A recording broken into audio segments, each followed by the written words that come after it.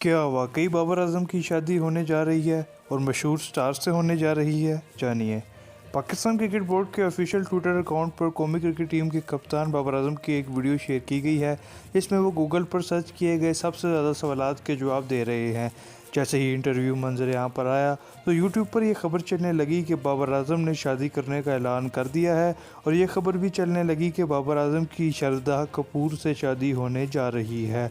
आपको इस हवाले से बताते चलें कि ऐसा कुछ भी नहीं है। शादी से मुतालिक पूछे गए सवाल के जवाब में बाबर आजम ने कहा कि ये तो मुझे भी नहीं पता, ये घर वालों को मालूम है, और अभी फ़िलहाल मेरी सारी तवज्जो क्रिकेट पर है और क्रिकेट ही इंजॉय करने दें।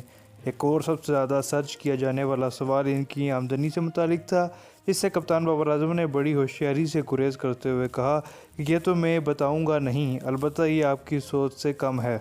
आखिरी सवाल था कि बाबर आजम का आइडियल कौन है, जिसके जवाब में इन्होंने जनूबी अफ्रीका के खिलाड़ी AB डिविलियर्स को अपना आइडियल करार देते हुए कहा कि शुरू से AB डिविलियर्स को पसंद करता आया हूँ और इनके अंदाज को कॉपी भी किया है।